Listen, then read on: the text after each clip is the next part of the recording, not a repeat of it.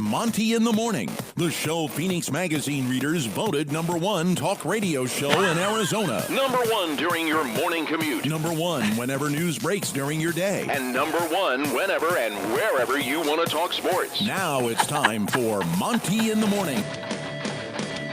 Hey, yo, man, the Monty Show. Live and local every morning, right about 6:30 Mountain Time, 5:30 a.m. in the Pacific Time Zone. Yeah! Nobody else cares if you're not in one of those two places, so it is what it is. Jeremy Bolton already in saying, what's up, Alex Caruso? Good morning, Jeremy. Good to see you. We got a lot to get to today. Got to talk about the Supreme Court today. Rocking the boat, bro. You're rocking the boat. Do people still view the Supreme Court as like this untouchable... The highest court in the land. You know, this untouchable, ethically, higher ground, beyond reproach. I wonder what people will say about that. We'll talk about that coming up here in a bit. The other thing that we need to talk about today is I think we're going to have to do drums versus flats again. God damn it. Why? Because we had wings last night, and you curled up and began crying. That's not true. Because I forced us to get all drums, That's like not real true. men do. That's not true. What you forced us to do is not get fries, and that was the problem. Well, no, I forced you not to douche because you wanted. But anyway, the point is, I made a command decision. Okay, last night. A command decision. Okay. So we got wings at Wingstop. Right. And you're like, oh, let's throw in a side of fries. Yeah. Hey, man. Yeah. And I was like, no, Wingstop fries are terrible. Okay. Now, Warren's, you can do French fries. Yeah, I know what time it is. Yeah, okay, we'll do fries, but they'll be from Warren's. Was I wrong? No, they were good. Pimp's gonna pimp? Yeah. Damn right. I'm going to do that. I know how to, French fried up. It is what it is. Anyway. Got to talk about Deandre Hopkins because he failed a PED test. And the question we're going to ask you in the show later is, does a guy that fails a PED test, does that change the way you view him? Because one of us is off the flipping deep end over Deandre Hopkins. You want to puke. Like, there were tears, there was crying. Yeah. There was... new batteries, please respect my privacy. Yeah, it was unbelievable how upset one of us got over that. Yeah, I couldn't believe you were that upset, man. Oh, you know me, big DeAndre Hopkins fan. Big D. Always wanted dreads. Big D and T. We'll talk about that coming up, but we got to start with thine Utah Jazz and rumors versus facts when it comes to the Utah Jazz. Shocking rumors yesterday that,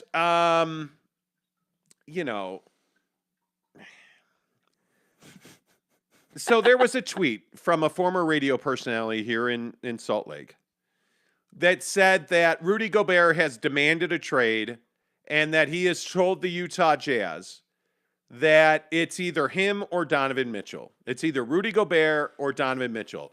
It's me or Donovan. That's the best I could do. And I have not heard that at all. So we called the agent for Rudy Gobert, who surprisingly replied. And we chatted him up about what that situation was. And he unequivocally denied that Rudy Gobert has said that. He said straight up, that's a rumor and it's not coming from Rudy Gobert. So... is that the truth? I have no reason to believe that Rudy Gobert has told the Jazz that he wants to be traded, and he wants to be traded because he doesn't want to play with Donovan Mitchell anymore.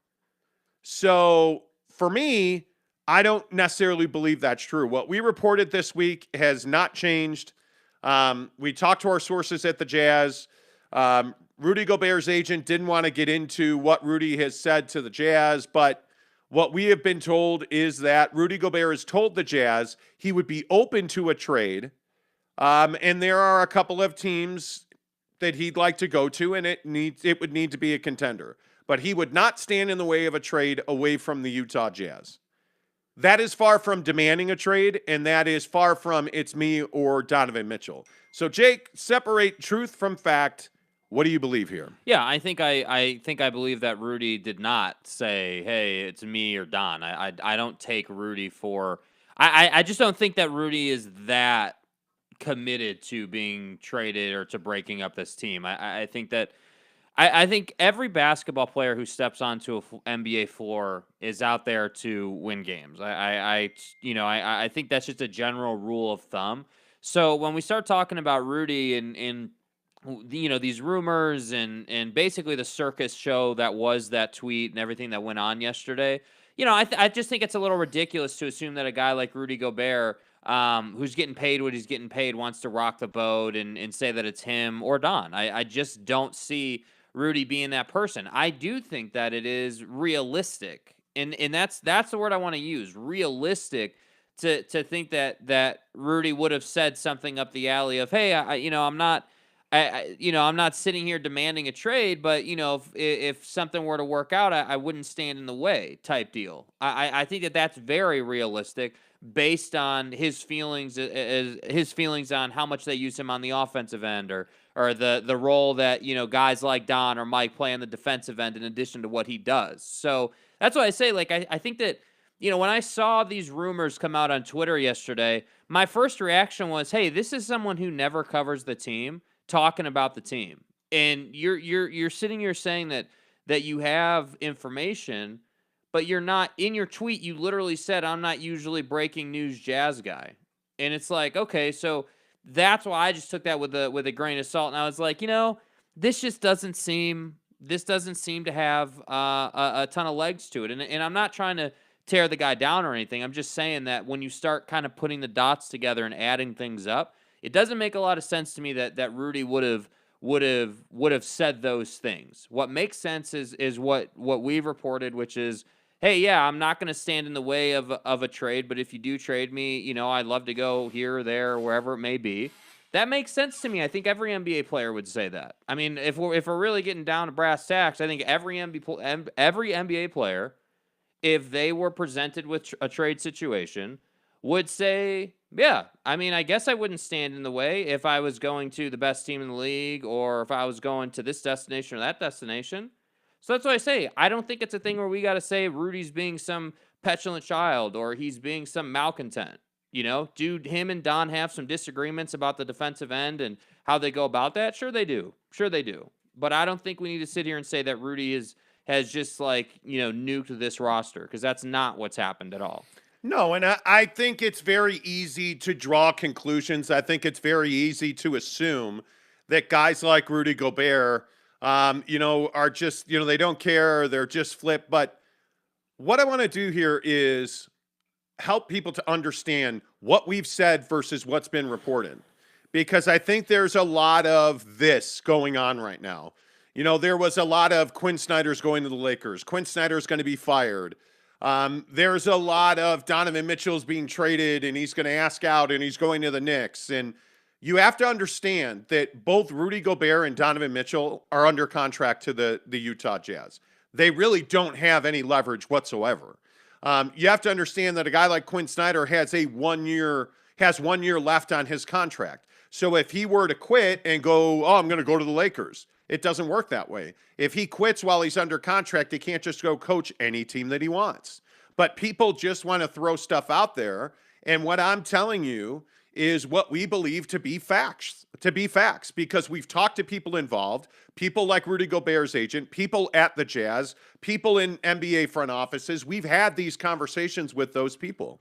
And it's usually why I feel like we've been pretty spot on for you guys. And what I'm telling you is, from what we were told, and again, I spoke directly to Rudy Gobert's agent yesterday, he has not demanded a trade. Facts. He has not said it's Donovan or me.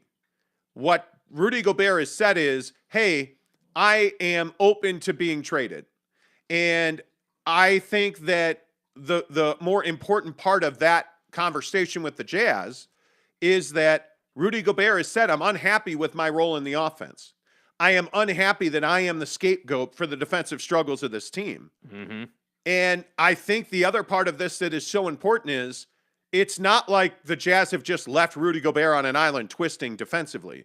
They have put time and effort into helping him understand, hey, you've got to do this better, especially the pick and roll perimeter defensive part of his game, which, again, I want to make sure that you understand, I do not believe that is his fault. He's being asked to do something that he simply is not physically capable of doing, which is guard the perimeter and guard the rim at the same time. I don't know that there's an NBA player that is.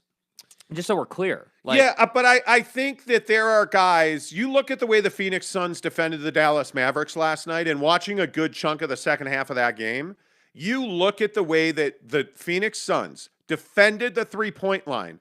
They were able to collapse and get out to the three-point line all in the same motion. You look at the rotations by the Phoneix Suns defensively, they dominated the Dallas Mavericks because they were able to get to the three-point shooters at the right time, in the right space, while rotating, which makes your life very difficult. The Jazz simply don't have the athletes to do that, and Rudy Gobert simply is not built to do that. Yeah. He's not a guy that you can ask to rotate. Bojan Bogdanovic is likely the worst offender of this, and when I say offender, that's probably a little strong.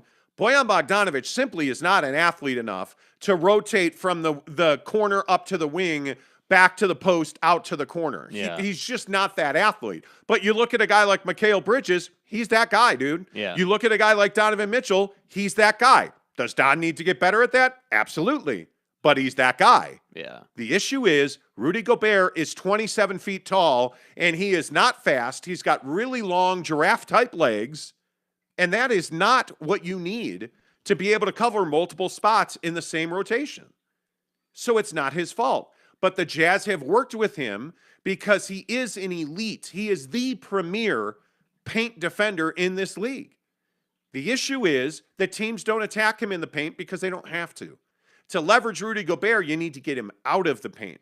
You need to move the basketball, and we saw Dallas do that. Hell, the thing you tweeted about Jason Kidd yesterday, talking about how Jason Kidd said something to the effect of, well, we can't defend the Suns the way we defended the Jazz. Yeah, he literally said, this isn't Gobert and Whiteside.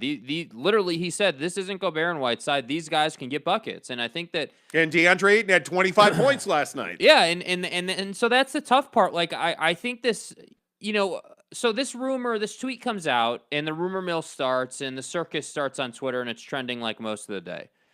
And, you start thinking about, all right, if you're Rudy Gobert and you're looking at this, what kind of position or how do you feel about this? And you see the Jason Kidd comments. I guarantee you he saw Jason Kidd's comments. And if I was Rudy, I would be saying to myself, all right, I'm spending this summer developing at least a push shot or some sort of offensive tool that I could add to my bag. Because to your point, you can't teach athleticism and speed to somebody who is just not built for that. It's an unfair ask to ask Rudy to do all of these things at his size and his length. That's just not realistic. And honestly, if we're talking about the Suns, DeAndre Ayton's not even close to the defender that Rudy Gobert is. I mean, Rudy is miles ahead of DeAndre Ayton on the defensive end, but the trade-off is DeAndre Ayton is miles ahead of Rudy on the offensive end. So it's like, which side of the ball do you want? So the point just is that when, generally speaking, as a Jazz fan, when you get these rumors that come out, when you see these tweets, when things are being said, I'm not going to sit here and say that we're the best show ever and we're better than everyone else and we're getting everything right. But what I will say is that when someone, with all due respect, when someone tweets about the Jazz, who never tweets about the Jazz, who is not a basketball guy, right, historically, when someone like that tweets off the reservation, don't just go down that rabbit hole. Like, don't just be like, oh, well, Rudy said all this stuff and he's trying to burn it down. And more to the point, when Rudy Gobert comes out and pretty much crushes you, and then you retweet that, I just think I don't understand the upside of that. And we've talked about this a lot when it comes to the Jazz, that I think there's a lot of issues in the media in this town. And I think this is what happens when nobody will report facts and nobody will develop relationships to the point where you can where you can source and you can say, hey, here's what's happening. In the vacuum of good journalism, there's going to be crap like this that happens. Yeah. And again, I simply tell you that the stuff that we do not report, tweet, the people that we talk to would shock you. The people that, what did you say to me yesterday about? It's incredible if you really start thinking about it. And I hope this next thing I'm going to say brings you guys perspective about what we think of our own shows. So when all this was happening yesterday, we get off the phone or, communication with Rudy's agent and, we're having all these conversations. I'm just sitting here and I'm like, dude, we're not a radio station. We don't even have a credential, right? Like, we're not with the team every single day type situation. That's not us. Yet, we have all these relationships. We get the information, and we're willing to put in the work to get information, have conversations. And the funny part about the whole thing is it's not like it takes all day. We were talking to a certain individual yesterday who you all know that you would be surprised about. And this is not somebody we know very well. It was shocking to find out that they listen to our show. Yeah. It was shocking to find out they watch our show on a regular basis. And so when you start hearing that, when you start talking to people and you realize, hey, this player, this general manager, this coach, certain people watch our show on a regular basis.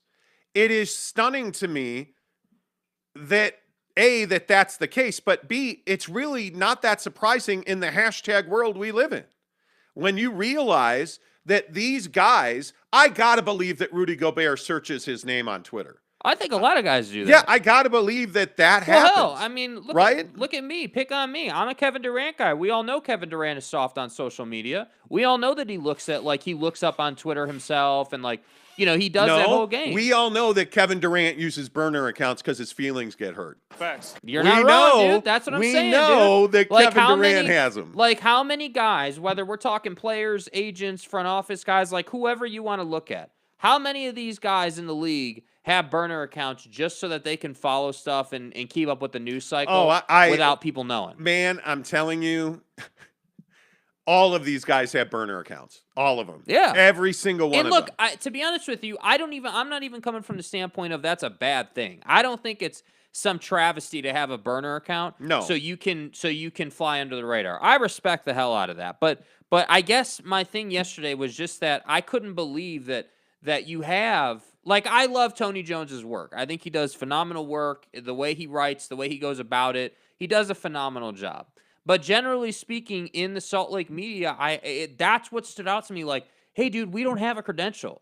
Like, we don't have the ability to sit in front of Justin Zanuck the other day and ask him, like, hey, you're talking about all this cohesiveness and camaraderie on the team, and how you have all this, yet you haven't won a damn thing. So what are you going to do about it this offseason? We don't have that ability. Like, the only ability we have is the relationships we have, DirecTV and YouTube. That's it. Yet we're beating these guys, and that's what's crazy to me. Because I think that there is a real issue in the effort that is made in the media here. And I think that when you work around a team like the Jazz, the hard part is that you're so insecure about getting shut out that you need to be independent to truly do that work. Yeah. And I think that's why you see people like the Salt Lake Tribune, people at the flagship station, people at, KSL, like, they're never going to break news because they don't want that smoke from the Jazz. That was the other thing. That was the other thing yesterday that I was so shocked about. Yesterday, you have KSL Sports putting out an article by a certain individual, including that crazy-ass tweet about Rudy Gobert saying all those things. Like, you're reporting that, saying that that's actually like, hey, this has been said. That's the other thing that was crazy to me yesterday. I couldn't believe that. That an organization like KSL is writing an article on a random, and look, I don't know Sean O'Connell personally. He is, my interactions with him have been very cordial. Yeah. But he's a fight guy. He covers fighting for a living. And he's damn good at it. and he tweets out almost immediately. I can tell you that the people we talked to yesterday laughed at that. Like, that tweet has zero credibility. You're not that guy, pal. Yeah, Trust me. like- You're not that guy. People, the people at the Jazz I talked to laughed at that. People like Rudy's agent like aggressively said. Well, how many times did you get asked if you knew him yesterday? I mean, it had to be like 5-6 times that people were like, "Hey, do you know this guy?" Like, the funny thing is, people at the Jazz, like everybody was like, "Who is this guy? Do you know this guy?" I'm like, "Yeah, he's a radio guy here." And I didn't know what Sean was doing until we went and looked him up. I guess he works at he does a show for the Fight Channel on Sirius XM. Yeah. He's not a bad guy. This was a huge mistake. Was it though? See, here's the fascinating part of this conversation. But was it though? Because he can afford to tweet something like that because he's not trying to be, Jazz expert guy. And what happened? His name was trending all day on Twitter. Yeah, I guess it was good for him then. I don't know what I mean? But that's the world we live in. That's what I'm curious about. But is that a good thing? I guess it is. I think it's good and bad. When Rudy Gobert comes out and laughs at you on Twitter, that's not good. That's not a good thing. Good, dude. And when your credibility is getting racked through through the league and everything, that's not good. But at the same time, now people are going to figure out what you do, and you'll probably get a pop in listenership. So that's the world we live in. So I just thought that, again, when all of this was going down yesterday, I just was sitting here kind of digesting it, and I was like, man, this is dynamic from many different angles. Like the stuff about, us having information and not having credentials to this guy tweeting that stuff and whether that's good or bad. Also coming to understand that certain individuals watch our show that you definitely would know, as you were saying. Like, the whole thing was just insane. And that's why I say, like, we don't, and we're working on putting out a video, like a highlight package of the things we've reported, because a lot of people are like, well, what have you reported? So we're going to try and put that together. But the thing I would say is we just don't report stuff that's like not true or that there's any question about. If we're going to report it, it's definitely going to be credible. We've done a lot of legwork before we just throw it out there. It is. Yeah. And that's the thing that I guess that's my message that I want people to understand is that, this is not something that we take lightly. There's a lot of effort that goes into the show. There's a lot of effort that goes into the things that we do. But I want people to know. Like, I think it's important that fans understand what's happening.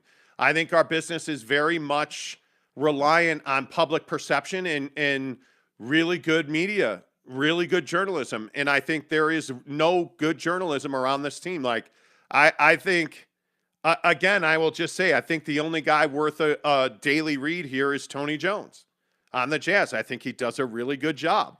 I think the Salt Lake Tribune is embarrassingly bad. I think it is, for the number one paper, that is supposedly the leader in sports news in this town. That's a joke. Yeah. I mean, and I think I've talked about this on the show. I canceled my subscription to the Tribune when Andy Larson made up that shit about Donovan Mitchell in the Dallas bench. Well, and I think what's happened... That was the end of the road for me. In following the Jazz and following those people on Twitter and sort of watching the dynamic, generally speaking, not just here, like, this is a media thing. This is very standard for the industry. You have a group of probably 4 or 5 people who cover each team that travel everywhere together. Now, they work for different outlets, but you become essentially...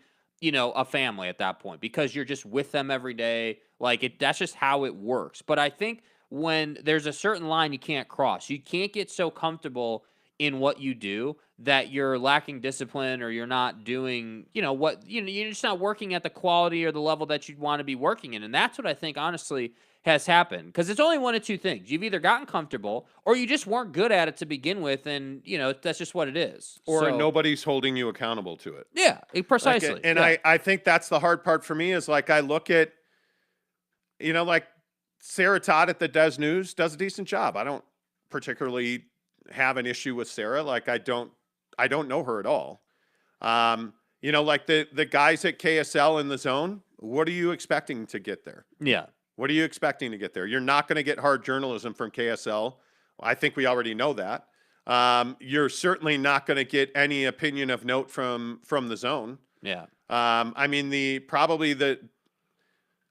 I don't even think it's arguable that Spence Checketts does the best Jazz radio coverage here, but Spence has to be your slice of life. Like you have to enjoy his style, and certain somebody I have no problem saying it. I respect does not the guy. like I respect the Spence's guy. style. I'll come out and say it. I'm a 28-year-old male in Salt Lake. I don't enjoy the pace. We were driving around on Friday. We went to go pick up some parts for the Jeep at 4 Wheel Parts up in Salt Lake. Which, by the way, this thing's going to be a beast. Just make sure you keep up with that. That thing is going to be ridiculous. The Jeep is. I'm excited about that. But anyway, here nor there. We went up to 4 Wheel Parts in Salt Lake City to pick up some parts for the Jeep. And we're driving home, and I flipped on Spence because I don't listen to, I think Unrivaled is one of the worst radio shows I've ever heard. That thing is, that is a steaming pile on the grass in the backyard. That is a steaming pile. That is not good. But anyway, here nor there, we flipped on Spence's show, and Jake's like, I cannot. Can we just? I can't. The thing is, I can't. I cannot. Dude, no. It's not that the takes are bad. And the best part was I got to the point where I was like, he went into RSL, right? That's the real issue. We wanted Jazz reaction. He went into RSL. And so I flipped it off. I turned on music, and he's like, thank you. Because I can't. No, I can't. Jake had a mini Spence meltdown in the rig driving back from 4 Wheel Park. My biggest critique just would be not that the topic selection is crap, because it's not. I understand that if you're on the radio here, RSL is a conversation. You basically got to cover the spectrum. I respect the hell out of that. I'm not saying he should just do Jazz, but what I'm also saying is the pace of the show is just way too slow. It is not dynamic. It feels like, to me, and maybe, hey, like you said, it's got to be your cup of tea, right? But my cup of tea is, I'm not saying you got to be moving 1,000,000 miles an hour, but I want dynamic conversation. I want a trading of opinion. And that's why I say, and we didn't even prepare this conversation, but I'm more than happy to say it again. There's not somebody in the radio world that I'm like, boom, I got to listen to that person every single day. No, certainly not here. There's not. But I just mean, generally speaking, the only guy that I can do for days on end, and it's like a half hour at a time, is like a Rome or even Cowherd for 15 minutes. There's not somebody. Well, even Pat McAfee, I listen to a lot. You don't listen to much talk. I listen to a ton of talk radio. There's a burnout factor with Pat McAfee because it's just so off the reservation. Joe Rogan it's just so off the reservation. I still struggle with Joe. I still struggle with the whole, Vax sort of situation that went down. So off the reservation. Yeah, I just struggle with that stuff. Anyway, here nor there, not to get too far away. Yeah. But the point is, I think you need to be really careful, and you need to hold people accountable for the things they say about the Jazz. And I just don't know what the upside for Sean O'Connell in tweeting that was. I don't. I guess he wanted the attention. I'm sure he picked up 1,000,001 Twitter followers if that's what he was after. I don't know. Yeah. I have no idea. I just think that it goes to show you how thirsty this town is and this fan base is for real news about the Utah Jazz, because there is none. Mm-hmm. That's the real issue. And you know what? Yesterday? I hope there's validity behind that tweet. Yesterday, the other thing I said was, if we ever get a credential to this team, this town's done. Which I wouldn't want. I just think, frankly, I don't have enough hours in the day for this. You know what I mean? I don't need it. I really don't need it. It would be nice to have access to players and, to Justin Zanuck, Danny Ainge, Quin Snyder, but what are they going to tell you? Oh, it's not what are they going to tell you? It's not what they're going to tell us. It's the quality of the coverage. That's the thing. And the issue really is that you wind up in a situation where you get limited because they want to be phobic about it, for lack of a better word. They don't want the truth out there. They want box scores and, hey, well, the high pick and roll, and if we could make this adjustment, like that's what they want. Yeah. They want you talking basketball. Yeah. So it is what it is. But a couple other things, again, just to clarify what we reported straight away. Rudy Gobert has not demanded a trade at this point. Rudy Gobert has not said it's Donovan Mitchell or me. He has not said that. We've been told that by everybody. He's not said that. From what I understand, there is an ongoing dialogue. Tony Jones tweeted yesterday that Rudy and his agent have not had an exit interview with the Jazz at this point. I was told point blank yesterday that the conversation between the Jazz and Rudy's camp is ongoing. That Rudy had a cordial, kind of bro hug with Quin Snyder to end the season. They had a very cold, unemotional exit. One of the things that nobody's talking about is the Jazz didn't do a locker room cleanout day. And if you don't know what that is, it's where hey, we lost, the season's over. Generally the next day or the day after that, they will all show up. The media will be there. They'll be cleaning out their lockers, talking to the media. They'll pack their shit and they'll leave. Yeah. That's generally what happens. Yeah. Happens in every market. It's happened every year I've ever covered the NBA. Pack your shit. Let's go. I've been to a ton of them. Yeah. The Jazz just decided not to do that. No, we're not doing that. Why would they decide not to do that? Because they don't want to talk to the media. They don't want to talk to the media. And why don't they want to talk to the media? Because there's too much fire. There's too much dislike of each other.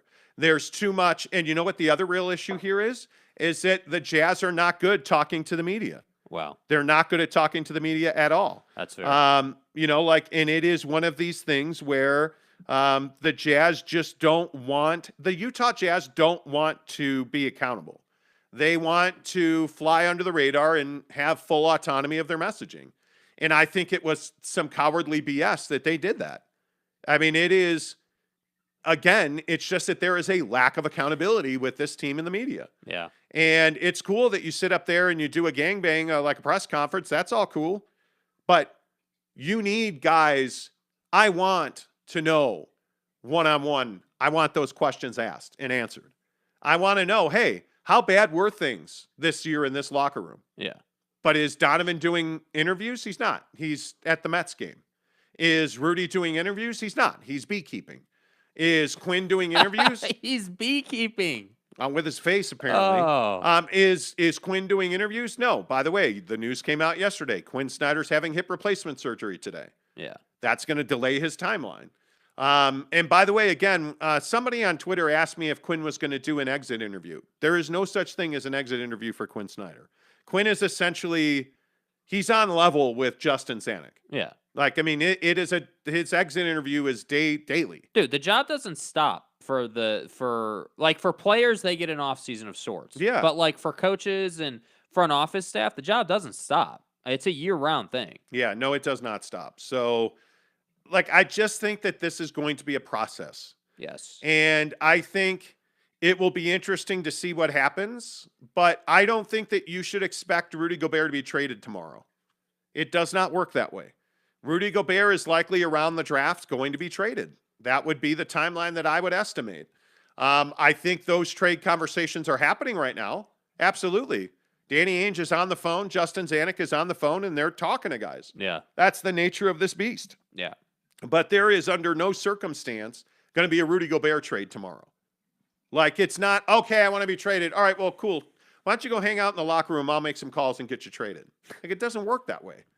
And everybody is expecting, like the Quin Snyder to the Lakers stuff.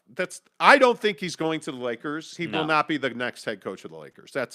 To me, that's not the Charlotte Hornets. He's not going to be the next head coach of the Charlotte Hornets. Like, I think Quin Snyder, there's one or two options. He either returns and coaches the Jazz next year in the final year of his contract. Because the other thing that I heard the other day that I trust the person who's telling me that is that Quin Snyder did not sign a contract extension. That he was offered a contract extension over last summer and he turned it down. And he wanted to wait. And I will again tell you point blank, there is some erosion of desire in Quin Snyder. He is struggling with the want to right now because the last 2 years have been soul crushing for him. He has physically had issues. He has had, I believe this is his second hip procedure. He has had issues physically, and it has been a real grind for him. The losing is a real grind for him. And I think I feel like there's still a pretty good chance he takes a year off. He resigns his head coaching job with the Jazz. If you're asking me what the most likely scenario is, well, shit, I'm going to say that he's going to return and coach the Jazz next year. Yeah. But is there a real good chance? If that's 51%, is there a 49% chance that Quin resigns and takes a year off? Yes, there is. I don't know what Quin's going to do. Yeah. My honest opinion is he resigns and takes a year off. I think that's the most likely scenario. If I were a betting man, he comes back and coaches the Jazz next year. If my money's not on the line, I think Quin takes a year off because I think there's some burnout there. I think the guy is a multimillionaire. Money's never going to be an issue for him. Yeah. I think Quin Snyder, if he had his way, he would take a break because Quin Snyder's quickly turning into Jerry Sloan, where his coaching career is going to end and then he is not going to have a life. And I think Quin is reticent to turn into that guy. And he's got a family. He's got young children. I think Quin would like to take a year off. I do. I think he'd love nothing more than to disappear for a year. And then I don't know what. I think Quin would like to be the next head coach of the San Antonio Spurs. I do. I think that's very, very appealing to him. I don't think he'd like to be the next head coach of the Charlotte Hornets. I don't believe that. I don't. I mean, yeah. And the Laker thing has always been laughable to me. That's always been laughable to me. So, is what it is. Let's get some comments in here. Where do I even begin here? Good job. Hey, we appreciate you guys commenting every morning. Thank you. Greg Hawkins, good morning to you. Edgar Garcia, what's up? Dodgers versus Giants tonight. Gonna be fire. Cubs Sox tonight. Greg Hawkins says, Jeremy Bolton, hey, brother. Haha. Because Jeremy Bolton said, sup, Greg. McKay Brown says, Rudy's gone. Maybe. I think I felt that way for several months. The Jazz will trade him. Jeremy Bolton says, congrats on finishing the movie, Greg. Greg's a stud. Neville93 says, good morning to the best morning show in America. Well, you ain't wrong. A. Yeah, you ain't wrong. Yeah, dude. Come on. Appreciate you, Neville. Zach Boren says, what do you think the chances are the Utah entertains the Marcus Smart trade package again?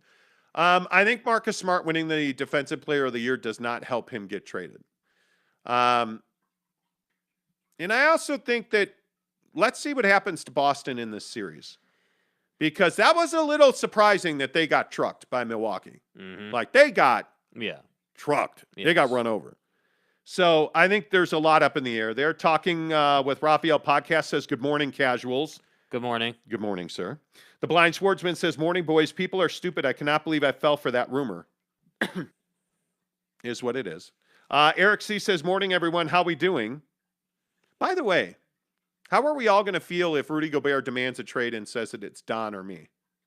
Maybe Sean will be right. I don't know. We'll see. Eric C., good morning to you. Rudy Sanchez says, morning. James Knight says, good day, lads. Hey, have you sent my 4X gold yet? Sitting here waiting. James? Sitting here waiting. I'm thirsty. Tanner Plummer says, hey, guys, so last night I was talking with some Jazz fans on Twitter. They said that even if the Jazz came up to Don and said, we're going to build around you, he still wouldn't be fully committed to Utah. Well, I think they told him that. Why is it a problem for Jazz fans that Donovan Mitchell won't commit the rest of his life here? Why is that at all an issue for you? What do you want the guy to say? That you want him to put some arbitrary window on it? Like, hey, I'm going to be here the next 5 years, or like what? You know, it's just not how it works. I don't understand this theory. There's too much up in the air, like with the Rudy situation, or like with even if you look at the Mike Conley situation or Bogey, like those guys with where they're at in their career, there's too much up in the air, and Don's not going to sit around and sit on his hands and hope for the best. That's just not who he is. The thing that I've never understood is this thing with Gordon Hayward, this thing with Darren Williams, this thing with Carlos Boozer, this thing with all the guys who leave here and go on to suck somewhere else because none of them were successful when they left. Facts. Why is it so hard to understand that guys want to win? Guys want to get paid. I don't understand, like, why is it a problem that Donovan Mitchell says, hey, it's not that I want to leave the Jazz, but I want to win a championship. I'm happy to commit to you for this extension through 2026, and then I'm out. Yeah. If we're not winning, I'm leaving. If there's no chance to win a championship, why should Donovan Mitchell stay? To placate fans? What are fans doing for him? Don's not playing for the money. He's playing for the legacy. That's what this generation is about. There are guys, they make so much money now, they don't play for the money anymore. Yeah, I mean, you get the bag once you're in high school and college now with NIL. You're making so much money. Is Zion Williamson playing for money? Zion Williamson hasn't needed money since high school, man. Like you look at him, look at Donovan Mitchell. Donovan Mitchell didn't have the NIL luxury. But now he's into his second contract in the NBA. He's never going to care about money. He's got a shoe deal. Like the guy's not ever going to care for money, need for money. It's hopefully, right? But why are you going to crucify him the way you have Gordon Hayward?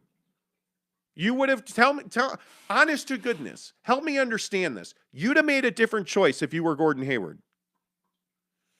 You really would have done something different than he did.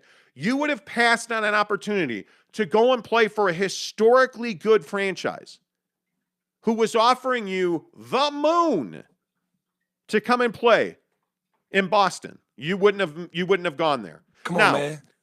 Should you be upset about the blog getting released early? Sure you should. But you really hate Gordon Hayward because he went to the Boston Celtics?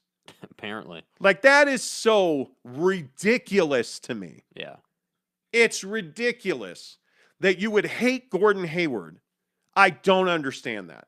I just truly do not understand that. Yeah, it's kind of perplexing. I mean, and I think people don't have that conversation through that angle. Like, hey, if you were in his shoes, what would you have done? Can you honestly say that you would have stayed with the Jazz on your current contract, or you would have probably gone to Boston and taken all that money and hoped for the best? I mean, nobody planned for him to obliterate his ankle joint. Nobody plans that.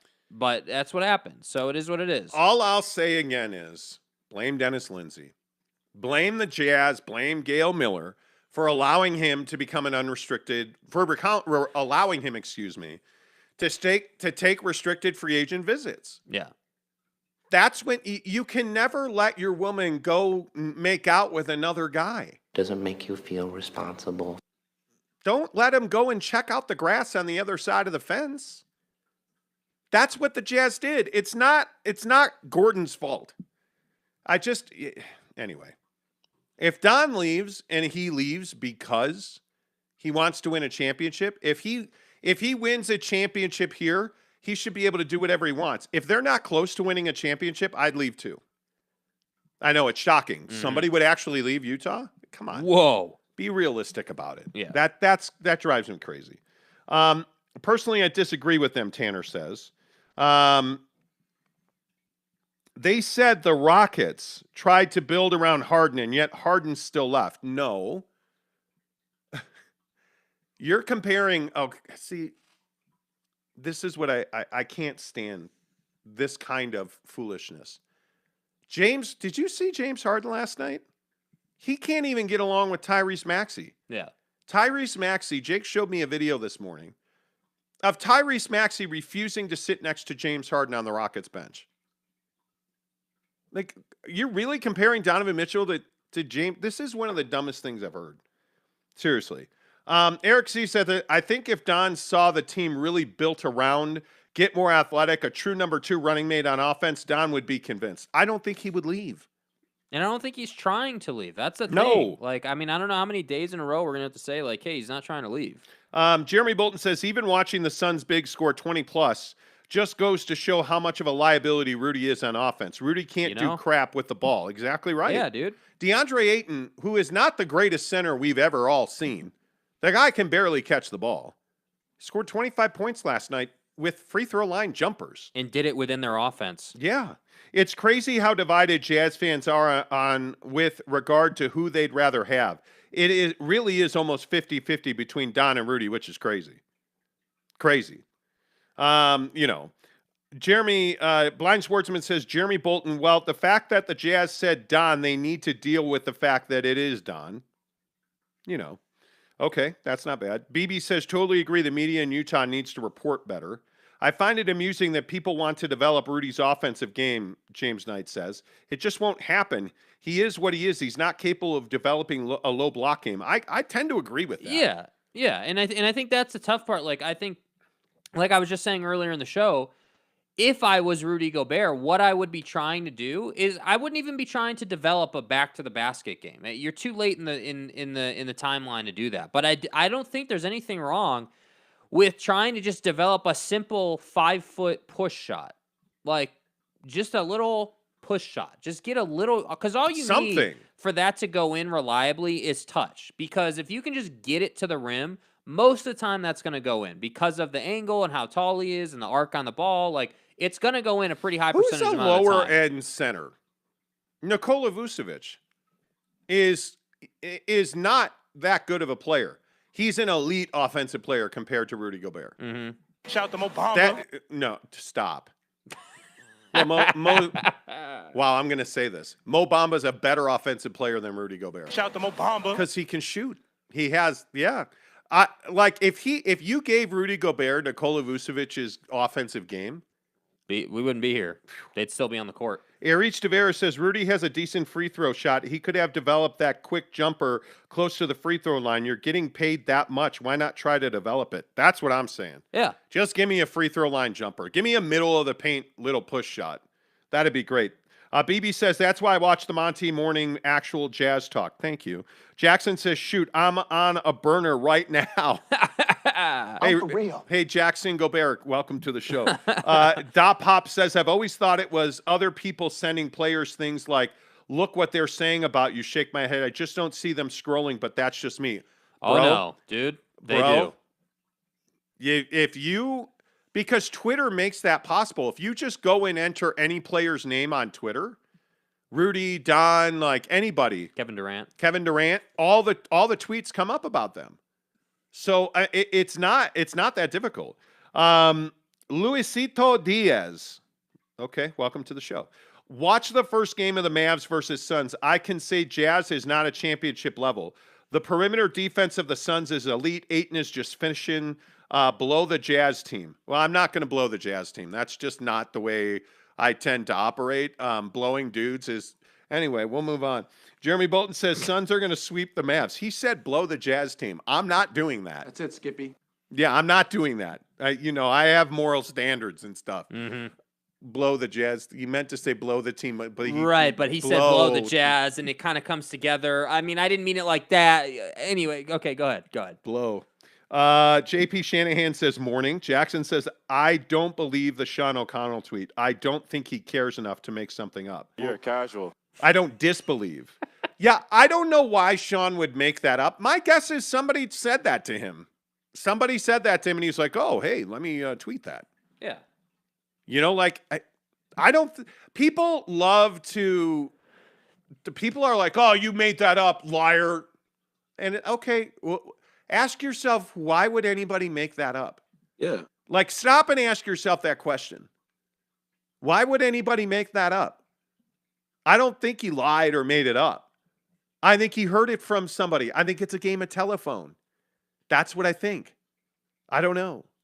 Luisito Diaz says, watch the first game of the Mavs. You already said that. I don't know why you said that. Frank H says, Quinn is having the surgery today, wishing him a speedy recovery. Guys. Oh, boy. Here we go. BB says. Hey, guys. Guys. Hey, guys. The Jazz are a family. Ha! Do much so they say nothing about Matt Harpring. Am I the only one that noticed that it was like he did not ever play for the Jazz and then joined the broadcast team family? Well, now he's gone. Got it. I'm going to say something that is going to make you probably die. Oh, boy. I miss Matt Harpring on the broadcast. I do. Holly Rowe is so bad that I miss Matt Harpring on the broadcast. I miss Matt Harpring. Because it's garbage. I know. I don't even know what to say to that. I mean, I know. Next question. Yeah, thanks, Kyrie. Thanks. Leonard Donan Endelove says, we back. Love the show. Thank you, LDN. Yeah. Jesus Christ Destroys Atheism says, the Jazz are building around Donovan. That's well known. I believe Rudy may well be traded for the right multiple pieces with a 3-team deal, and I believe 5 players will be traded. God bless. Okay. I also think, Tanner says, I also think the reason why Checketts wasn't talking about the Jazz was because people are getting sick of the Jazz. I believe there's Jazz burnout in Utah. I think that's not the case at all.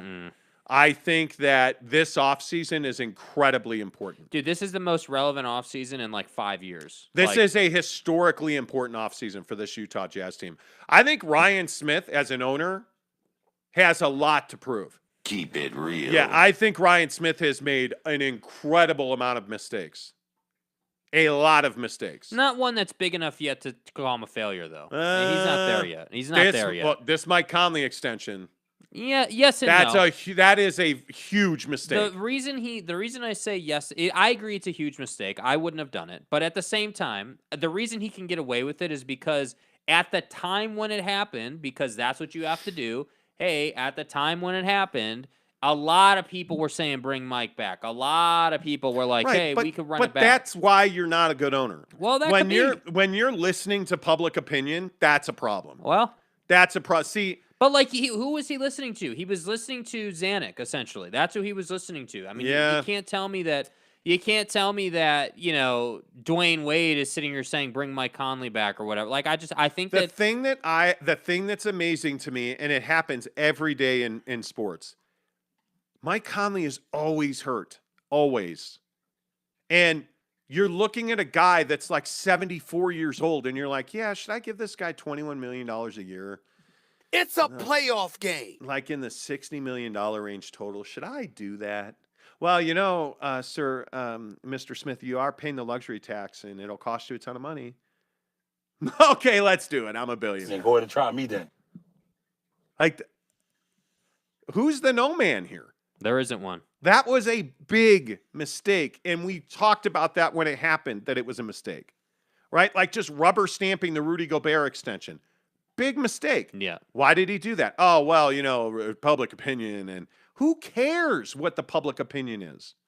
Make the best basketball decision. Yeah. You paid a guy $41.5 million not to score for you. Well, and maybe he was relying on Dennis Lindsey at the time, too. He was. Like, you can't, and I just think that the answer should have been, well, we need to wait on this.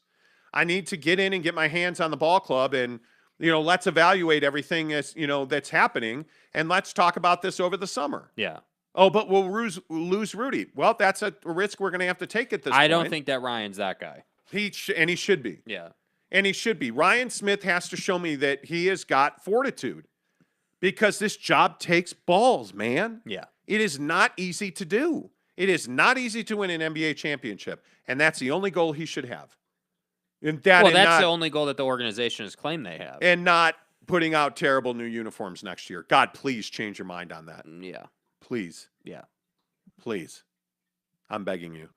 Anyway, point is, I think Ryan Smith has a lot to prove. Yeah. He has a lot to prove. And Ryan, I don't think he probably listens to our show, but well, after yesterday, I wouldn't, can't say he doesn't. Please don't listen to what the public opinion is. Turn off what your fans think. Yeah. That's what the best owners do. They do it, and they live with the consequences of those decisions. Make decisions that are hard. Make decisions that are the right decision, not because people will be upset, but because it's the right decision. Fucking A. There you go. I feel better. Tanner says, comment. Tanner says, I don't blow men. LOL, what book in Justin Herbert, Monty? What about book in Justin Herbert? Listen. Pause, bro. Pause. Dude, did you see Devin Booker last night? You'd blow Devin Booker too. Tell me I'm a fucking unit. He almost dropped Luka Doncic last night. And then pulled up for a mid-range shot. Don, you watching? He pulled up for a mid-range shot. By the way, now, everybody said, oh, Monty, you're, no homo, but you love yourself some Devin Booker. Uh-huh. Is he better than Donovan Mitchell? Yes. Okay, how many people? I'll wait. I'll just sit here and wait for you. Like I'm booked. I'll cross my arms and wait for the apologies. Go ahead. Apologies? Go ahead, guys. Go put them in the comments. Go ahead. No, I'm good. Donovan's better. No, I'm good. Go ahead and apologize. No. All of you. Nope. Fucking Nope. assholes. Can't do it. Anyway. And Garcia said, we keep talking about Rudy development, but on the flip side, Donovan, here we go. Because So on brand. why can't we just talk about one guy at a time? Why do we have to? We've been talking about Donovan's mid-range game. Why do we have to compare Donovan to Rudy? Can we not do that? Can we not do that? They're Apparently two not. different players that play two totally different positions. Mm-hmm. Can't do it, I guess. I don't understand that. Great. Harpring was very good. Was very hard-nosed, excuse me. And Garcia says Harpring was very hard-nosed. Grayson could have been our new Harpring. Well, but you had to have Mike Conley. I mean, you want This man was a bona fide scrub. Anyway, Tanner says, I miss Harpring too. I actually never disliked Harpring. Well, I disliked Harpring. He's just like much less vomit-inducing than Holly Rowe and stuff. Yeah. Leroyden Heslop. Okay. Hey, Leroyden. Turn off what the fans think except on the jersey because those suck. Yeah, Exactly. they're terrible. They're dude. terrible. They are brutal. Welcome to the show with a good take.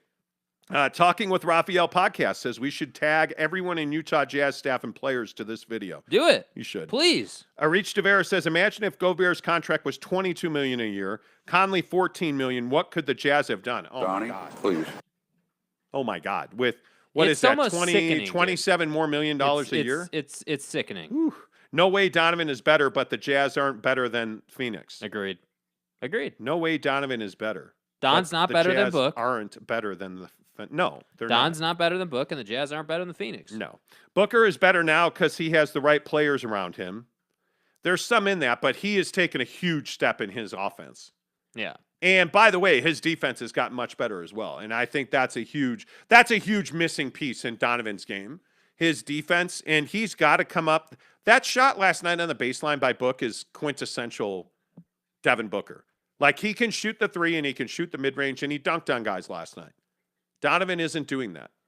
Donovan's not doing that. Yeah. So if Rudy was to go to the Hornets, what would a real good buzz about that since he loves bees? Kawhi's laugh playing in the background. Do you see what he did there? Yeah, see. So it was So buzzing and bees and, And then he called for a drop. Yeah. Like, because Rudy got. See, he made the show better. Yeah, he got bitten on the face, stung on the face by a bee. Yeah. So the Hornets. See, you see how that all kind of plays together? Synergy. Yeah. P and the V and stuff. That's well done. Donovan doesn't blame mascots for missed free throws. Excellent point. Excellent point. Donovan also doesn't play in the Western Conference Final. Damn. Hey-oh. Oh, my effing God. His defense went from horrible to subpar, Monty. Stop blowing no Mamba. Okay. Here we go. I didn't say Here Donovan's we go. defense got better. I said Devin Booker's defense got better. Let's settle this right now. It got better. Big Dog O-Town said, love me some Grayson on the Jazz. Hated him in college. Nobody on this squad with his toughness. That's why you need the Draymond, Grayson Allen, Jay Crowder. You need that. You need the PJ Tucker. Shout to Mo Bamba. You need somebody to kick Luka in the balls. Like you need JaVale McGee. You need. How about JaVale McGee last night? Stealing it from Luka, going coast to coast. One-on-one defense, stripped Luka Doncic, and then ran down the floor and dunked on Jalen Rudy's not Brunson. doing that. Just telling you now. It's not happening. That was pretty good. With all due respect to Rudy. Book ain't got a ring yet, James Knight says. That's true. That's true. Absolutely right. He's been in the NBA Finals, though. Wonder what airport Caruso is going to get arrested in this offseason, Jeremy Bolton says. It's a good question. James Knight says, Monty, stop. So that's how it's going to be. Let's not do that hack Draymond. I didn't say to get Draymond Green. I said you need those characteristics. Are you guys just aren't listening today, are you? I mean that's just what it is. I mean, it's afternoon. You're like speaking Russian, huh? I actually think it's evening in Australia right James, what time is it? Have you cracked a beer open? Are you sitting on the couch right now? now. Well, he's probably drinking our 4X Summer Gold. Doesn't make you feel responsible. Cameron Slater says the Jazz are too small, bro. 2 6'1" guards and non-athletes at the 3. Who guards on this team? That's true. Yeah.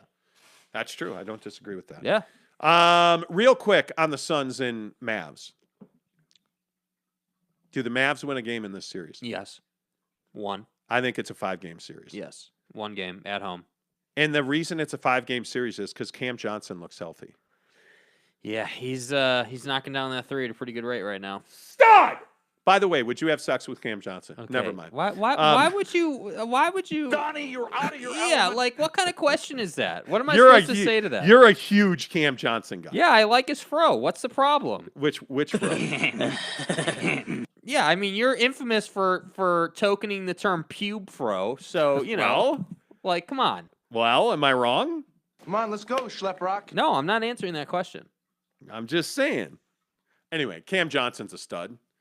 I just think, yeah. Now, I'm not reading direct messages. Send your message to YouTube. Well, why do you think they think you're reading direct messages? I don't know. Last night, interesting to note that Luka had 45 points, 15 of 30 from the floor, 4 of 11 from 3. And they lost. That's amazing because Jalen Brunson didn't go off for 50. He had 13 on 6 of 16 for 13 points. Oof. That's rough. Oof. But how about Kleba? Again, 5 of 8 from 3. Then again, every Phoneix Suns starter and really anybody who played major minutes had a big night. Cam had 17. Chaboa had 17. Book 23. 8 and 25. Like that team is so balanced. Yeah. I think this is probably their last best shot to win a championship. And I think if they can stay healthy, because as you pointed out in the vaunted pre-show meeting, behind the scenes, where we watch TikTok videos, you pointed out that everybody's one injury away. Everybody. And I think it is interesting. Chris Paul looks as young as he's ever looked. This is the best he's looked in quite some time. And I'm talking about Clipper Chris Paul.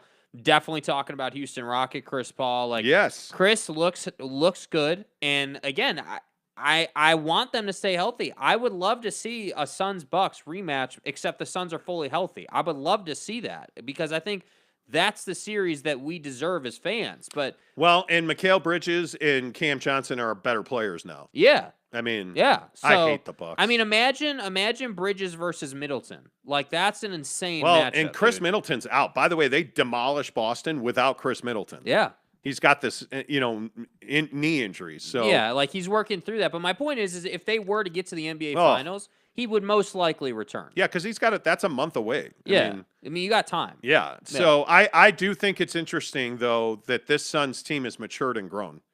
I mean, they are a better team. I mean, I also really I don't think we've seen the best in Golden State. I don't think we've seen the best from the Warriors. I truly don't. I think it's going to be very interesting to see what they look like because if you look at that series is tonight at 7:30, and Bucks Celtics game 2 is tonight. I think it's very interesting Jordan Poole's role on that Warrior team. I mean, they have some interesting parts that are really producing. I actually think Andrew Wiggins is giving them important minutes. I think Kuminga the other night was really important for a small stretch. Yep. Like they're getting again, they have a good dynamic. They have a rotation. They got guys that know their role, like Kuminga. But you have Steph Curry blocking Ja Morant at the rim. Oh yeah, the defense. The Warriors, and this is the big misnomer about the Warriors. Everyone thinks that they win on the 3-ball. They don't win on the 3-ball, right? They win on the defensive end that turns into the 3-ball, and that's the thing. The dagger Curry or the dagger Klay Thompson shots come off of great defense. So that's why I say like. Everyone's saying, because I took some heat for saying that the Warriors would be there, when Klay had just come back. And everyone was like, oh, well, they got injuries, and Jordan Poole is not quite that guy yet. But now they're here. And that's what I'm saying. Like, they're a team you have to respect. They can keep up with Memphis. There's no doubt about that. Yeah. I really like Golden State. I really like Phoenix. But, Gabe. If water is still wet, then we know what's looming for Chris Paul, Gabe Ledley says. Gabe, why would you say something like that? But he's right. Water's wet, and Chris Paul is dropping his groin on the floor at Toyota Center in Houston or breaking both hands. Yeah. I mean, how do you break both hands? Like, you're right. And you can only play at this pace and intensity for so long before it goes sideways, right? So it'll be interesting to see how all of that plays out. Yeah. But, man, I really like the way the Suns and Warriors are playing ball right now. Yes. I mean, it is. I never thought you would see Memphis struggle to play fast, physical basketball. And they struggled the other night against Golden State to play that physical style. And remember that's in Memphis. I don't think people understand how strong Steph is. Like because you watch him on TV, you don't have an appreciation for just how go on the internet and look up Steph Curry offseason training and look at the transformation he went through. That guy is yoked for his position. Like, he is strong. Yeah, I think they're not close to their best basketball. I just think they have a long way to go. David Morris says, Booker did nothing for Phoenix until CP3 took the pressure off. Well, actually, I think there's a combination of things. I would agree that having a really savvy player like Chris Paul helps Devin Booker. But a couple other things are at play there. Chris Paul allows Devin Booker to take possessions off. Devin Booker was having to be point book, and that never was a good thing for that club. When you are Donovan Mitchell, Steph Curry, Booker, LeBron, Durant, you need possessions off. You need somebody else to have the ball. But the other thing that happened is that DeAndre Ayton's become a force. Yeah. Mikal Bridges has become a force. Cam's become a force. Jay Crowder. Like, you have all these guys. Like, JaVale McGee's contribution to the Suns. It's crazy. Is really important, right? Like, you have depth, and you need that depth to carry you through series, because the playoffs are very different in that you really don't get days off. You get rest in that you're not playing a game, but the wear and tear because of the intensity you play at in the playoffs is much more significant, which is why you see older guys like Chris Paul consistently getting hurt in the playoffs. And to me, this thing with Chris Paul and the Suns now, because Mikal Bridges has emerged so much, they're not reliant on Chris Paul anymore. I think Devin Booker has had time now to relax and become the superstar that he is. And Chris Paul has taught him how to leverage the mid-range game. Yeah. And you can see very clearly all of the Chris Brickley work that he puts in, the handle that Devin Booker is utilizing now, the ability to shoot off the bounce instead of having to be a set shot. Like, his bag is just much deeper now. Yes. Anyway, the point is, I'm not humoring your jokes now. That's yeah. Never. Yeah, come on, bro. Anyway, I think you're right. Chris Paul took the pressure off of Devin. Yeah. But I also think it gave him some more room to grow. You know, like, they bringing Chris Paul, like, think about a plant in a small pot. But this is what we talk about with Don. Like stuff. I agree that Devin has been permitted to take the next step. Yeah, because he's got a better supporting cast. But you also have to give him credit for all the work he puts in. I think those two just run hand in hand. But I also am definitely going to say that if Don had a better supporting cast, he'd be a better player. Yes. Like, that's how the NBA works. But no players are going to make him want to work harder defensively. That's got to come from within. No players are going to help him improve his footwork in the mid-range. That's got to be intentional. I also think bringing in somebody else who can take the load off, Yes. I think it makes everybody better. Everybody in the playoffs right now has a guy that they run with. Everybody. Well, and I think Chris Paul has made Mikal Bridges a better player. Yeah. I mean, he's made Cam Johnson a better catch-and-shoot guy, like he has. Erich Tavera says the only player like Steph from before was Reggie Miller. Oh, I'd agree with that. I would agree with that. Reggie was a bigger player, but I would agree with that. Gabe says Chris Paul has made a way bigger impact on Ayton than Book. Oh, for sure. For sure. The thing with DeAndre Ayton, he is that soft, physically soft, mentally soft guy. Monty Williams, told me several years ago that the biggest piece of development in DeAndre Ayton will be his mental toughness, because he wasn't a mentally tough guy and he wouldn't carry them. Yeah. He would find himself in foul trouble because he wasn't mentally tough and he wasn't a smart basketball player. And Chris Paul has taught him that. And I think the other thing is that Chris Paul creates more space. DeAndre Ayton is not a natural catcher of the basketball. It is a real problem for him. If you watch the Suns game tonight, see how many bobbles DeAndre Ayton has in traffic. He cannot catch contested passes. He just doesn't. You throw him the ball in space, he'll catch it, rise up, shoot. It's a smooth jumper. But that guy in space is a problem. He is not unlike Rudy Gobert in that he's really good at catching lobs. But if you throw him a pass 5 feet away from the basket, he's probably not going to catch it. Yeah. He's probably not going to catch that. So, Gabe, I think that's a great point. Gabe also says, can we all just pause for a minute and acknowledge how grateful we are that there hasn't been a reemergence of Suns and 4 guy this postseason? My God. Bro, pause. Seriously. Thank you for that. Thank you for that. Chris Paul may make all those around him better, but he's still a punk bitch. Okay. Jeremy Bolton says. Well, wow. you know. Don't worry, Gabe. He'll come back. Yeah, Suns and 4 guy. Hopefully not. I think he's probably on parole somewhere. Hot take, Chris Paul will stay healthy throughout the playoffs. Tanner Plummer says that. Okay. This man was a bona fide scrub. Yeah, you know. Eric and Raleigh says Chris Paul has allowed Booker to not be a leader and spend time developing his game. 100%. Totally agree. 100%. Jesus Christ Destroys Atheism says Mavs in 6 games. It's called the best of 7 for a reason. Mavs have the capability of actually winning the series. I don't know that they can because I just don't know how they're going to deal with the size. And the way the Suns play defense. That's the thing, dude. There's no answer for that. Like, no, and I don't know, is Reggie Bullock or is Dorian Finney-Smith, is that a guy that can routinely make a contested 3?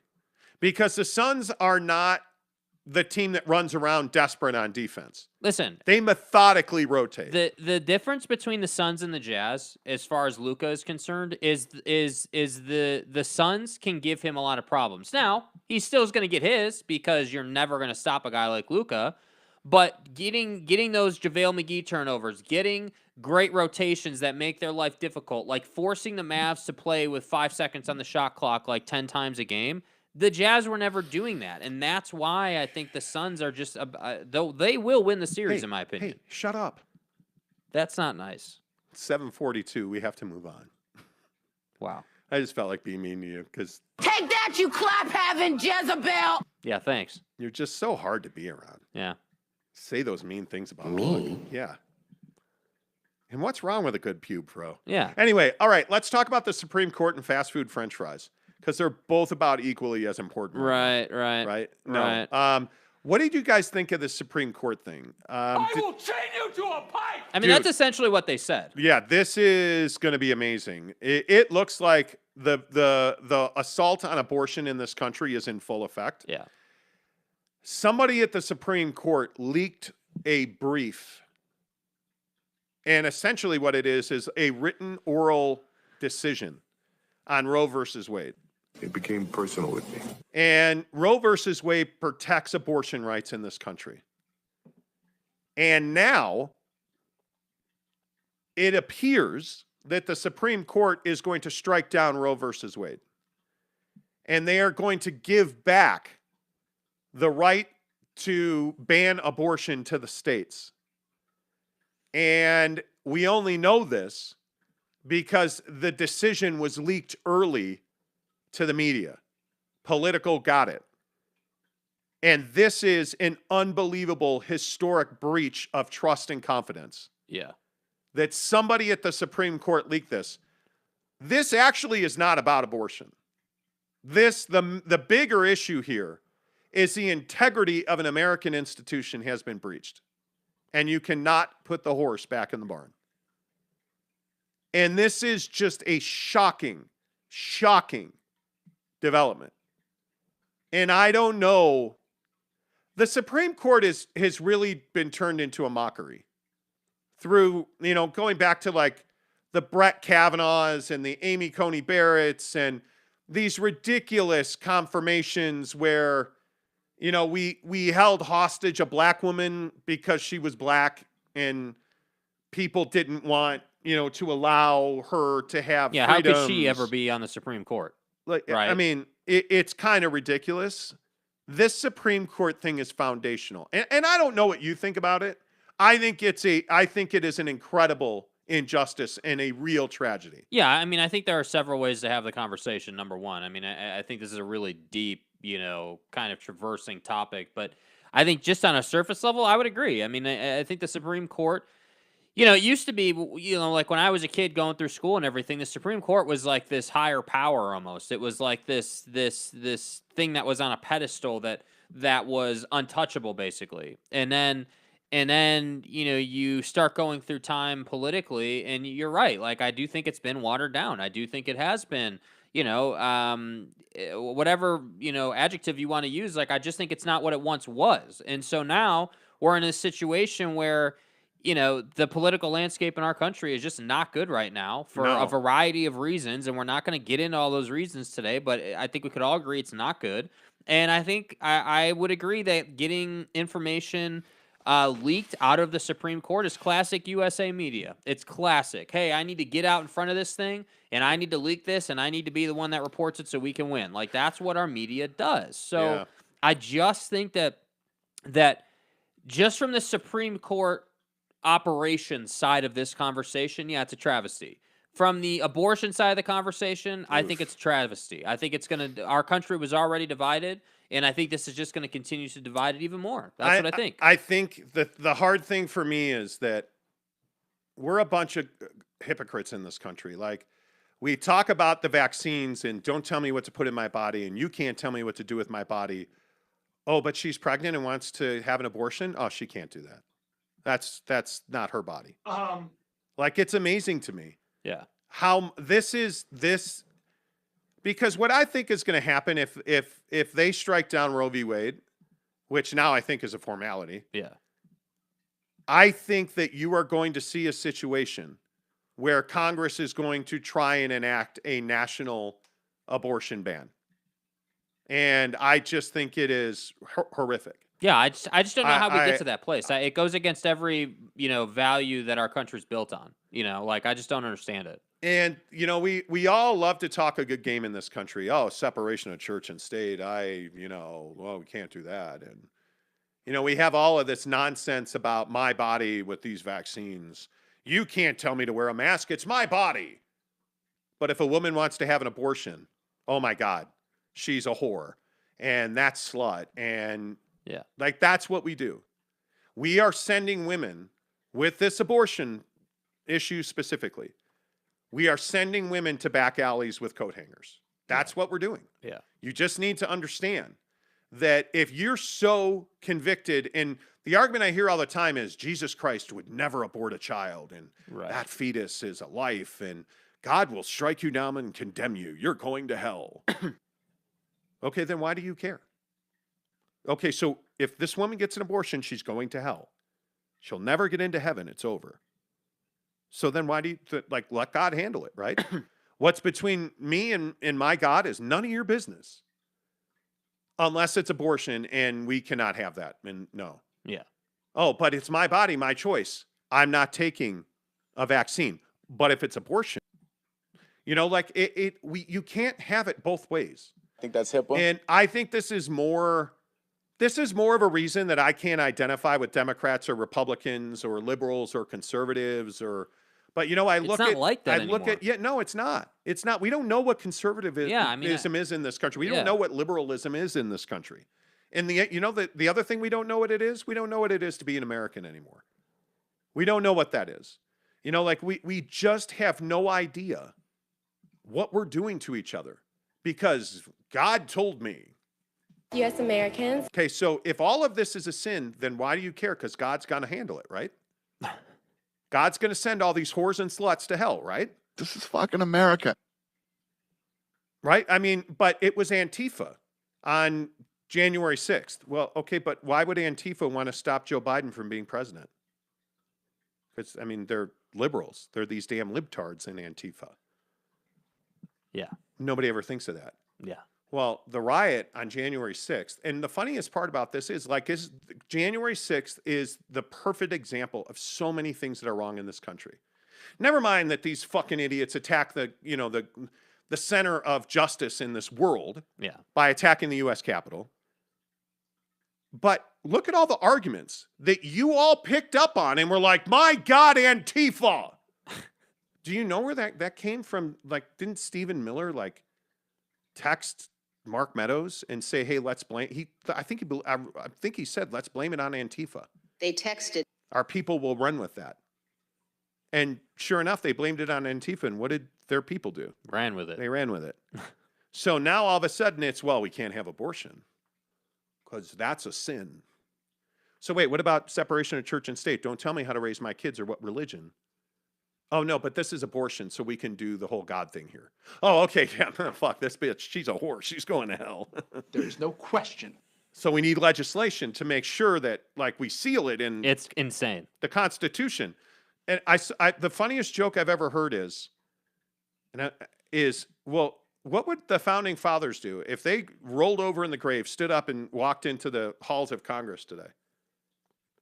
And they're like, oh, hey, look, there's the Constitution we wrote. You guys haven't updated that yet? Like, I literally think that's the funniest thing I've heard because it's so true. My body, my choice, including putting, AR-15 munitions through my chest. Like, do you realize how stupid people sound in this country and how embarrassing we are as a country? Because we call ourselves conservatives and we're standing on the Bible and Jesus Christ saves all unless it's with an AR-15. And then, well, but what about, freedoms? Well, unless that whore wants an abortion. Dude. That's who we are. Just fucking own it, because that's who we are. Yeah. That's who you are. When you're like, Roe versus Wade is a sin. But Jesus is going to punish this whore, right? Because she, man, how dare her father rape her and get her pregnant. What a whore. But Jesus is going to punish her, right? It's her fault that she's pregnant, right? Because she's a whore. But Roe versus Wade and sin and stuff. Like can't have both ways, man. Welcome to America. But apparently welcome to America. Yeah. We have companies in this world. Do you understand where we are with barbaric tactics? We have major corporations paying for their employees to travel state to state to get an abortion. Because it started in Texas. Yeah. And now where's it going to go? Because once Roe versus Wade is officially struck down, it's going back to the states. Yeah. And then it's over. Oh, and the red states and the blue states. Hey, idiot, we're all Americans. What now? Let me tell you what now. Can't have health care. We can't even provide health care for people. Well, those losers in San Francisco that live on the street. Well, hey, man, he's bipolar and he's got a mental disease. Well, fuck him. He's weak. Like, we have all these girls in college who are bipolar and they have, mental disease, killing themselves. Do you realize Naomi Judd, the country music icon, killed herself? She committed suicide after a long battle with health. Yeah. And you're worried, like, do you understand the shit that we're not doing? Versus what we are doing. We're worried about abortion when we can't even take care of, when we won't have conversations about mental health in this country. You're worried about, that whore getting an abortion. Put her in a back alley. Here's a hanger. Like, that's what you'd rather do than provide health care and mental health care for everybody. Spinal. Like, you'd rather do that. Yeah. Yeah. You'd rather insult women. Hey, you can't. I will not take this. I want to protect my body. I'm a man. But a woman should just, hey, sweetheart, don't burn the steak, okay? Yeah, next question. Please. This It's country a joke, is dude. so It's a joke. It's so broken. Yeah. Don't even get me started. Anyway. Tanner says Tim and Jake Montemayor 2024. Yeah. Could be. Hey, guys. Cameron Slater says, if it keeps the Californians out of my state, I'm good with it. Okay. Well, way to find the silver lining. Giggity says abortion clinics going to pop up on the borders of states that don't allow abortions. Yeah, probably. Probably. It's so sad what we do to women in this country. We talk about the Muslim states and we talk about, women's rights. Women are not free in the United States of America. Just fucking own that. Women are not free. Yeah. Women make less money. They have less opportunity. We value women for their tits instead of their brains. Like, let's just own what we are. You know, but you say that and people are like, oh, that's ridiculous. Fucking A. That's ridiculous. Hey, sweetheart, make me a drink. That's ridiculous. You have no frame of reference here, Donnie. You know. Yeah. Are you kidding? Are you kidding me? Women are not free in this country. They're not. Minorities are not free in this country. Blacks and Latinos are not free in this country. They're not. There's only one group that's free. It is what it is. Rape and mothers' lives being in danger account for less than 1% of. I'm not, Gavin. That's just completely wrong. Yeah, remember history. Bring back Aztec sacrifices. Exactly. How do you reference Bible prophecy and then say you aren't religious? I don't know. The poor are not free. No, Eric, they're not. Nope. I just look at healthcare in this country and the issues surrounding healthcare in this country. It's the perfect example of what we're unwilling to do for people. So my wife and I are clothes shopping the other day. Yeah. And I'm sitting on a chair. You know the dude chairs that they have in waiting room or like in fitting rooms for women? Like your wife's going to go try on. My wife was trying on jeans. And there's 2 chairs outside of all the fitting rooms. And so I'm sitting there. Of course, I'm scrolling through TikTok. And this guy sits down and I'm wearing a mask because I wear a mask pretty much everywhere I go. And this guy is like cutting me a look and coughing. And then his wife comes out, my wife comes out, we finish shopping and we're behind them in line. And their credit card got declined. And she essentially breaks down crying at the register and is like, we can't afford this. And they walk out. And you know what I thought to myself? Like, I should pay for that. Let me buy this for them. And then as they're walking out the door, they got to the door and I thought to myself, nah, he's the guy who sneered at me because I was wearing a mask. Mm-hmm. And I felt like a jerk. But that's who we are as a country. We judge each other over masks. I cannot tell you routinely I get glared at Costco the other day. Costco, the gym, fitting rooms, anywhere. Because I choose to wear a mask. Chipotle. You know, like it's just ridiculous to me that that's who we are in this country. Anyway, we really have to go. The hell you should, Tim, Eric says. Religion isn't real. Religion is dangerous. Faith is real. Religion is dangerous. Agreed. Religion is dangerous. Faith is real. We can argue if God's real, if Jesus is real. I don't know that I believe in hell. You know, like I have my faith. I do not believe in organized religion. I think there's a lot of problems with it. I really do. So anyway, the only one entitling those wanting an abortion whores is you. You should stop that. Forrest G, you really think that I'm the one doing that? If you think that I'm the one, if you do not understand, that's an amazing comment. So wait, what is he saying? That I'm the only one that says women who are pregnant, you know, are like that. I was saying that women who are pregnant are whores, and why do you think I'm saying that? Because one of the narratives is, well, if you didn't want to have to get an abortion, you shouldn't have gotten pregnant. Yeah. And I cannot tell you. No, I'm not. That's hysterical. That's hysterical. Yeah, that's an embarrassing comment, dude. Come on. That's crazy. Eric is actually fulfilling prophecy by denying his truth. Okay. Anyway.